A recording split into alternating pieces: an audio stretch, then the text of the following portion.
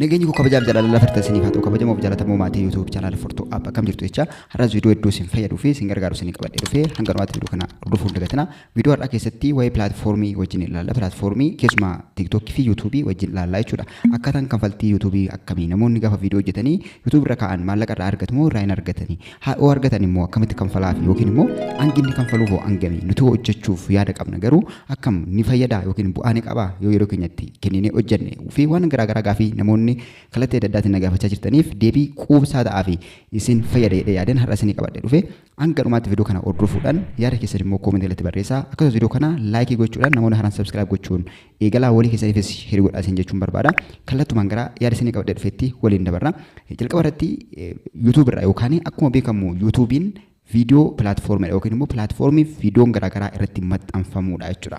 Ni argina namoonni hedduun mansuma adda addaa haa ta'u faaruu adda addaa haa ta'u sirboota adda addaa haa ta'u akkasumas broadcast adda addaa entertainmentii waan ta'u hedduu isaa achirratti upload godhu jechuudha. Yeroo tokko akkasumaan waan godhamu nutti fakkaata.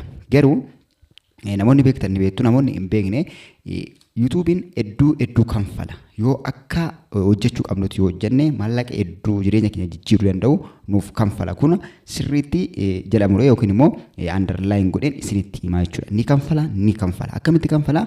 Bifa baay'ee salphaa ta'e baay'ee waan isin rakkisu miti jechuudha. Haalli kanfaltiisaa waan isin danqu miti.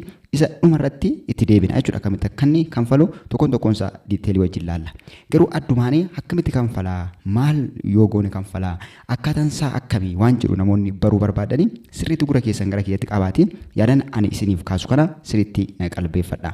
YouTube keessatti watch ad page waan jedhamutu jira. Watch ad page jechuun namni tokko kontentii yookiin immoo viidiyoo tokko kireetii godhee viidiyoo kireetii kontentii kireetii gaafa jennu amma broadcast ni ta'a.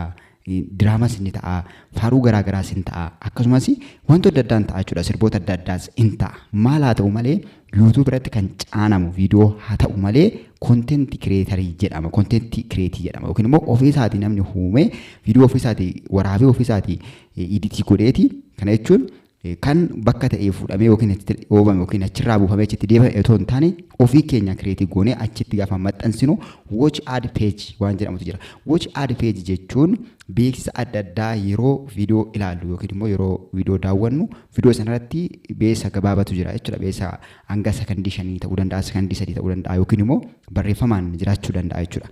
Akka adda addaatti jira. Keessumaa asitti beekni Itoophiyaa keessatti VPN bannee yeroo ilaallu wanti akka sanaa darbee irra dhufa jechuudha. Darbee irra dhufa skip goone kan irra dabarru jira jechuudha. Kuni namoota YouTube channel isaanii moonii ta'e yookiin immoo moonataayisii ta'e yookiin kanfaltii eegaleef irratti mul'ata jechuudha. Viidiyoon beeksisti akka sanaa. Isa kamtu moonataayis ta'e haalli moonii itti ta'u kun immoo akkamii waan jedhu isa dhumarratti itti deebina.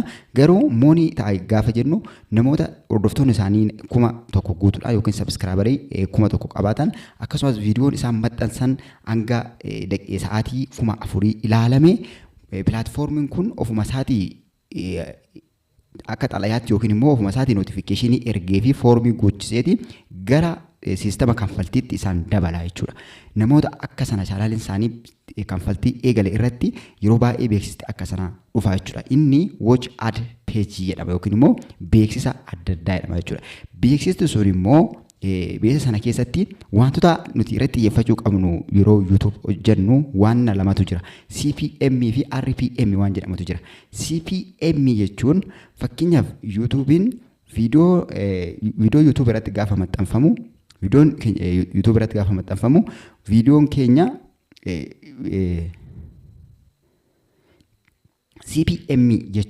CPM jechuun waliigaltee dhaabbanni beeksisa isaa beeksifachuu barbaadu YouTube faana taasisu jechuudha. Fakkeenyaaf nuti viidiyoo hojjennee faaruu haa ta'u waan barbaade haa ta'u hojjennee YouTube irra gaafa keenyu viidiyoo sana YouTube irratti maxxansina. YouTubein immoo dhaabbata beeksisa qabu. Fakkeenyaaf dhaabbata Teeknoo Kaampaanii yoo ta'e Teeknoo Kaampaaniin beeksisa yookiin waa'ee dhaabbata isaatii waan muraasa sekondii 5 waan hin caalle yookiin immoo bifa barreeffamaatiin, bifa suuratiin, bifa linkitiin illee ta'uu danda'a. Gara YouTube keenya gara viidiyoo keenyatti fidaa jechuudha. Viidiyoo keenya keessa galcha. Viidiyoo keenya keessa akka galuuf YouTube faana walii gala. YouTube faana akkamitti walii gala? Yoo ati namoota 1,000 biraan naaf geesse yookiin beesa koo kana yookiin immoo teeknoo kaampaanii kan jedhu kana yoo naa geesse ani immoo $10 sii kanfalaa view 1,000 yookiin immoo namni 1,000 yoo laale $10 sii kanfalaa jedhee waliigaltee akka sanaa taasisaa jechuudha. Inni CPM jedhama dhaabbata biroos yoo ta'e jechuudha. Kanaan booda YouTube'n as deebi'ee immoo maallaqa achi waliigaltee achi qabu sana tokkoon content creatorota warra ta'an warra viidiyoo maxxansaniif warra viidiyoo waraabanii maxxansaniif yookiin immoo viidiyoo chaanaalii baratan chaanaalii isaaniitti viidiyoo maxxansan warra seera kanfaltii guutanii fi qooda jechuudha. Ni ergaaf akka chaanaalii isaanii faana wal fakkaatutti akka gosa chaanaalii isaanii faana wal fakkaatutti ergaaf. Inni immoo RPM jedhama. Kana jechuun maallaqa achi fudhate sana deebisee warra viidiyoo kireetii godhe sanaaf ni qooda jechuudha YouTube'n. Hanga yookiin fakkeenyaaf gaafa kaampaanii irraa fuudhu view 1,000tti $10 yoo ta'e namoota as jiran kana faana yookiin immoo namoota viidiyoo maxxansan abbaa viidiyoo ta'an fakkeenyaaf chaanaalii furtuu aappi kana viidiyoo tokko as jiru kana jalatti beeksisni gaafa keessa galu YouTube'n kan CPM achi fudhate yookiin waliigaltee kaampaanii faana qabu sana irraa anaaf immoo yoo 1,000 ilaale 5 kanfaluu danda'a yeroo persentii 45 ofii isaatii fudhateeti isa kaan kennaa jechuudha warra viidiyoo adda addaa maxxansaniif isa $10 fudhate sana $5 view 1,000 siif kenna jedhee yaada jechuudha. Waliigaltee isa toon taane persentii ta'ee qooda jechuudha. Persentii ta'ee qooda. Gaaf kana viidiyoo kiyya gaafa daawwatamu keessumaa namoonni biyya alaa jiranii fi akkasumas namoonni VPN fayyadamanii viidiyoo kana dhaggeeffatanii keessa gaafa gaggalaa deemu baay'ina view asii ilaalameetiin kaalkuleetii ta'eeti kan naaf kennamu jechuudha. Yoo namni 1,000 ilaale akkuma jedhe sana $5 yoo namni immoo 100 ilaale immoo $5 sanaatiin baay'ateeti jechuudha kan inni kanfalamu jechuudha. Innis wantoota garaagaraatiin garaagarummaa qabaachuu danda'a jechuudha. Walumaa galatti sistemni isaa akka kana yoo ta'u akka kanatti kan kanfalu yoo ta'u beeksisni keessa gaafa seenu jechuudha. Yeroo baay'ee biyya keenya Itoophiyaatti kanfalu waan adda addaatu jedhamaa jira. Maaliif kan inni kanfallee fi biyya Itoophiyaa keessatti beeksisni garaagaraa hin jiru jechuudha. Beeksisni garaagaraa kan onlaayinii kana hin jiru. Yoo dhuma ta'es illee akka waliigalteen inni YouTube faana qabu hangas waan hin jirreef namni kumni meeqallee yoo as keessatti ilaale viiwwan nuti argannu hin jiru. Kana keessa kun gaafis ta'uu danda'a. Fakkeenyaaf namoonni ana hordofan baay'een isaanii Itoophiyaa keessa kana akkaman gochuu danda'a. Kanaaf naa kanfaluu hin danda'u. Sababiin isaa afaan Ingiliffaatiin waan hin hojjenneef namoota biyya keessaa qofatu ilaala waan adda addaa jechuu dandeenya. Kuni fakkeenyaaf namni 1,000 Itoophiyaa keessaa ni ilaala taananii persentii ta'ee namoota alaa biraas ni ga'a jechuudha. Yeroo baay'ee viidiyoon namoonni biyya kana keessa jiran persentii caaluun gaafa ilaalan carraan viidiyoon sun vaariyaalii bahu hedduu ol kaadha jechuudha. Viidiyoon tokko immoo vaariyaalii bahee taanaan namoonni biyyoota garaagaraa hedduu yoo ilaalu jechuudha. Namoonni kilikii godhanii seenan lakkoofsa illee hin qaban jechuudha.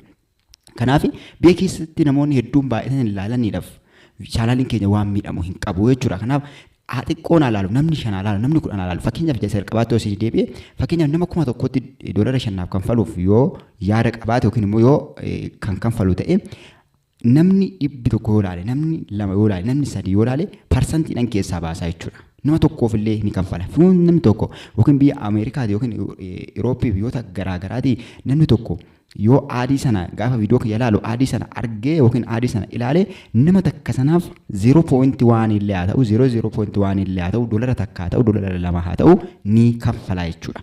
Kanaaf akka kanatti kan nuti itti ilaaluu qabnu jechuudha. Kanaaf YouTube'n yeroo baay'ee keessumaa namoonni addatti seeran viidiyoo hojjetanii yeroo isaanii itti kennanii YouTube hojjetanii maallaqa hedduu argatu jechuudha. Maallaqa hedduu argatu. Inni jalqabaa viidiyoon isaanii vaariyaalii gaafa bahu namoota hedduu bira gahuu carraa argata. Yoo xiqqoo ta'es fakkeenyaaf YouTube'n kun vaariyaalii kan bahe miti namoota muraasatu ilaala. Ana garuu hedduu kan natti tolu namoota 100 hin guunnetu ilaala. Namoota 100 hin guunnetu ilaala. Yoo guddate ji'atti yookiin guyyaa 30 gidduutti baay'ee guddate nama 20,000tu ilaala. Namni 20,000 sana keessa persentii olaanaan namoota biyya garaagaraati. Namoota biyyoota garaagaraa warra jiran jechuudha. Biyyoota Itoophiyaan alaa warra jiranidha. Namoonni Itoophiyaa akka yoo baay'ee ilaalaa jiranii namoota biyya alaa jirantu ilaala. Sanumaan yoo xiqqaate hanga ji'atti hanga $70 hanga $80 kan inni kanfalu jechuudha. Kanaaf kan nuti irratti xiyyeeffachuu qabnu RPM keenya fi RPM keenya ta'utu irra jiraata jechuudha. RPM jechuun kan YouTube'n nuuf qoodu sana jechuudha. Inni immoo dhaabbataa miti. Viidiyootti garaagarummaa qaba. Akkasumas kontentii nuti hojjennu irratti hundaa'ee garaagarummaa qaba. Isa mee wantoota RPM keenya irratti dhiibbaa uuman waliin haa ilaallu. RPM keenya irratti wantoota dhiibbaa uuman waan muraasa wajjin ilaalla jechuudha. RPM keenya irratti wantoota dhiibbaa uuman keessaan jalqaba lokeeshiniidha yookiin bakka. Lokeeshinii jechuun bakka nuti teenyee viidiyoo maxxansinu osoo hin taane namoonni viidiyoo keenya daawwatan, namoonni viidiyoo keenya hordofan, namoonni viidiyoo keenya ilaalaa jiran biyya kam ta'anii akka isaan ilaalanidha. Biyya isaan ta'anii ilaalan irratti dhaabbatee RPM keenya kan dabalu jechuudha. Keessumaa biyyoota kan akka Ameerikaa, Awurooppii fi biyyoota Itoophiyaan alaa, biyyoota Afrikaan alaa warreen ta'anitti yoo ni ilaalama ta'e RPM keenya iddoo ol ka'aa ta'a jechuudha. Baay'ee ol ka'aa ta'a. Wantoota garaagaraa irratti dhaabbatee ol ka'aa ta'a. Inni jalqabaa biyyoota sana keessatti dhaabbannoonni yookiin immoo beeksisoonni limiitii ta'an jiru jechuun kan biyya keessa qofa ta'ani. Fakkeenyaaf namni Itoophiyaa keessa qofa ta'a taanaan oomishti sun Itoophiyaa keessa qofa ta'a taanaan waa'ee Itoophiyaa qofa ta'a taanaan beeksisa alatti bahee akka beeksisu dhaabbanni sun fakkeenyaaf abbaa kaampaanii yoo ta'e yuutuubii faana gaafa walii galu beeksisa koo kana biyya Itoophiyaa qofa keessatti naa beeksisi jedhee taanaan Itoophiyaa qofa keessatti naa beeksisa yuutuubiin. Yuutuubiin immoo as deebi'ee kontentii kireetaroota Itoophiyaa keessa jiran qofaaf kan inni qoodu Itoophiyaa keessatti daawwattoota Itoophiyaa keessaa qabani. Maaliif fayyadamuu barbaada waan ta'eef yuutuubiinis jechuudha. Daawwattoota Itoophiyaa keessaa warra qaban qofaaf waan sheerii godhuuf yookiin waan isaaniif qofa erguuf algooriizimiin akka kanatti kan inni dikteekti godhu namoota Itoophiyaa keessa qofaadha jechuudha. Maaliif ani abbaa kaampaaniitu Itoophiyaa keessa akkuma kana Irooppii qofa keessatti, Ameerikaa qofa keessatti, Itaaliyaa qofa keessatti biyyoota limit ta'an sana qofa keessatti akka beeksichi beeksifamu kan godhan jiru jechuudha.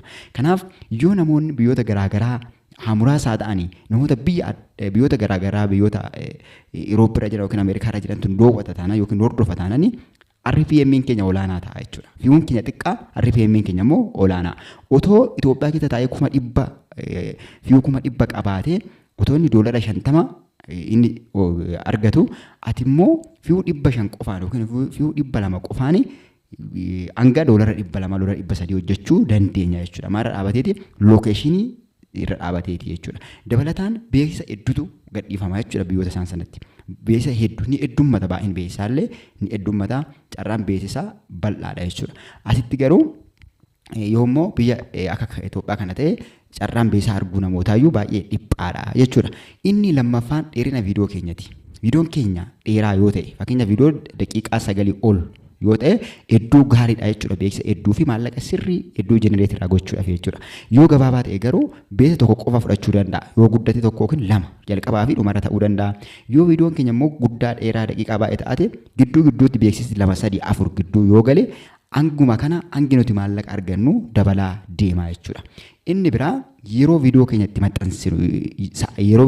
maxxansinu kana gaafan jedhu sa'aatii jechaa hin jiru. Sa'aatii 10, sa'aatii 5, sa'aatii 4 jechaa osoo hin taane waqtii yookiin yeroo isaa jechuudha. Fakkeenyaaf yeroo naannoo Diseembarii, naannoo barri haaraan dhufu barri jijjiiramu akka biyya alaatti fakkeenyaaf naannoo ayyaana dura yoo ta'e ayyaana isa biyya keenyaa osoo hin taane ayyaana kan isaanii irratti jechuudha. Kan isaanii irratti jechuudha ayyaanota biyyoota alaa irratti jechuudha. Yeroo sanaa carraan namoonni waan adda addaa bituu, maateriyaalii adda addaa bituu isaanii bal'aa waan ta'eef yeroo sana dhaabbatni adda addaa kaampaanoonni adda addaa beeksisa ni baay'isu, ni heddummeessu jechuudha. Akkuma biyya keenyatti fakkeenyaaf yeroo ayyaana jala ga'e beeksisni adda addaa karaa biroodkaastii, karaa feesbuukii, karaa chaanaalota garaagaraatiin akkasumas karaa miidiyaa adda addaatiin yeroo adda addaatti maxxanfamaa jechuudha. Baga geessanii wal qabatee yeroo inni itti maxxanfamu jira. Maaliif sa'aatii ayyaana jala namoonni waa bituudhaaf waan baay'ee sosocho'u waan ta'eef yeroo sana yeroo itti namoonni waa bitan yeroo namoonni itti waa bitanitti hangi beeksisaa hedduu ta'a jechuudha. Kanaaf naannoo Diseembarii ayyaana dura jechuudha. Fakkeenyaaf ayyaana yeroo darbee kana dura isaa beeksisni heddumminaan jira jechuudha. Kanaaf sa'aatii viidiyoon keenya itti maxxanfamuu fi umuriin viidiyoo keenyaallee hedduu murteessaadha jechuudha. Viidiyoo hariitiidhaan maxxanfamee amma haaraa ho'aa ta'ee fi namni hedduu sirriitti ilaalaa jiruu fi viidiyoo duraan maxxanfamee turee keessa algooriizimii faana wal baree ture faana garaagarummaa qaba jechuudha beeksisoonni maxxanfaman jechuudha. Kanaaf yeroo viidiyoon keenya itti ilaalamullee hedduu murteessaadha jechuudha. Viidiyoon keenya kan ayyaana dura yeroo hundumaa ayyaana dura too ayyaanatti hin seeniin dura irra deddeebi'aan sirriitti ilaalamu yoo ta'ate sana keessa beeksisni hedduu ni gala. RPM keenya immoo dabalaa deema jechuudha. Inni arfaffaan niichidha. Niichi jechuun gosa viidiyoo keenya. Gosti viidiyoo keenyaa maal yoo ta'e kana namoonni YouTube haaraa banachuu jirtan yookiin immoo YouTube banattanii hojjetaa jirtan illee sirriitti diteelii yaaduu danda'uu qabdu jechuudha. Niichiin murteessaadha. Niichiin kanfaltii yookiin RPM argannu yookiin immoo kanfaltii YouTube nu kanfalu irratti hedduu murteessaadha jechuudha.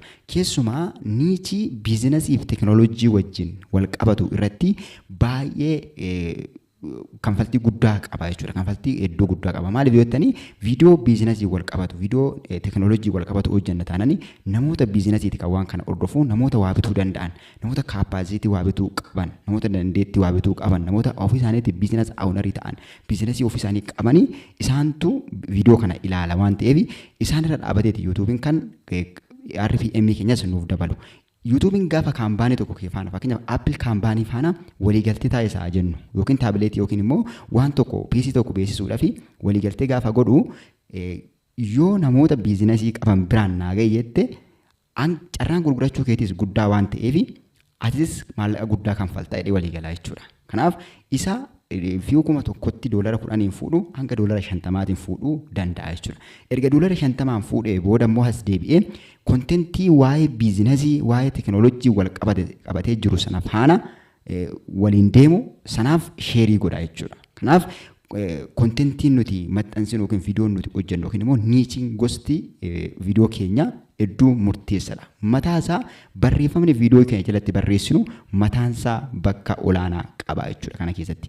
Kanaaf kana sirriitti yaaduu qabna. CPM'n ol ka'e taanaan RPM'nis ol ka'a jechuudha. Kana jechuun waliigalteen inni dhaabbataaf kaampaanii fi YouTube gidduutti taasifamu ol ka'e taanaan kan inni nuuf qoodu illee ol ka'a jechuudha. Yoo viidiyoon keenya viidiyoo mata duree inni barbaadu yoo inni fakkeenyaaf yeroo baay'ee namoonni faayiraalii kan ba'an niwusii adda addaati. Niwusiin immoo hangas kanfaltii badaa waan qabu miti akka teekinooloojii fi biizinasii jechuudha. Biizinasii yoo ta'e immoo baay'ee haayistiidha.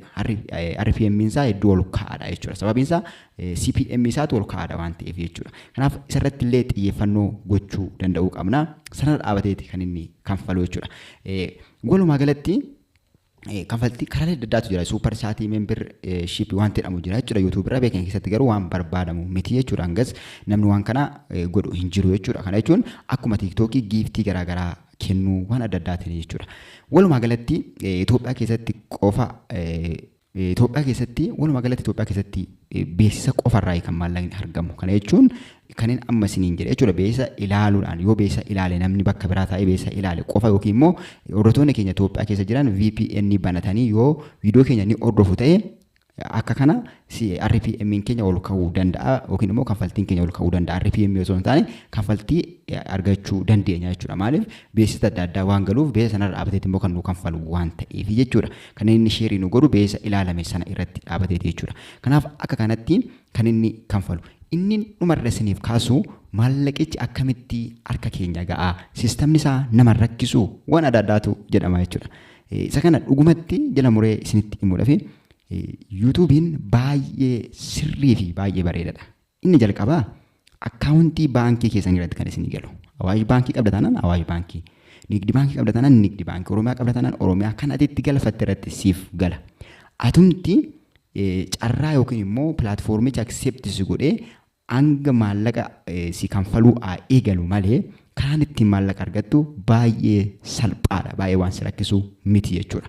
Namoota biroo fayyadamtee akkaawuntii namoota biroo fayyadamtee paaspoortii namoota biroo fayyadamtee akkaawuntii ofii keetii irratti akka hojjechuu dandeessa. Waan baay'eetu jira jechuudha. Inni kun baay'ee konfiyuusin hin godhu. Inni jalqabaa garuu niichii filadhaa, YouTube kireetii godhadhaa, moonii taasifadhaa. Moonii taasisuunis baay'ee waan si rakkisu miti. Namni kumni tokko sabiskiraayib isinii godhuun baay'ee salphaadha. Baay'ee salphaa. Kan iddoo xiqqoo nama rakkisu namoonni viidiyoon keenya sa'aatii 4,000 ilaalamuudha. Inni illee salphaadha irratti hojjennuu taate. Inni furmaanni isaa irreeddee viidiyoo adda addaa dabnee viidiyoo barbaachisaa ta'e dabnee maxxanfachuu. Dabnee yoo maxxansaa deemne salphaatti namni hedduu ilaalaa gaafa deemu sa'aatiin nu guutaa taanaan salphaatti monetaayisii nuuf ta'ee maallaqa nuuf hojjechuu danda'a. Mala kanatti fayyadama. Baay'ee kan isin rakkisuu miti. Yaada fi gaaffii qabdan immoo koomentii irratti barreessaa. Waan biraa fi akkasumas deeggarsa biraa barbaadu taanaan ni qunnama. Nagaan naaf turaa. Yeroo biraa viidiyoo biraatti wal agarraa. Yeroo gaarii.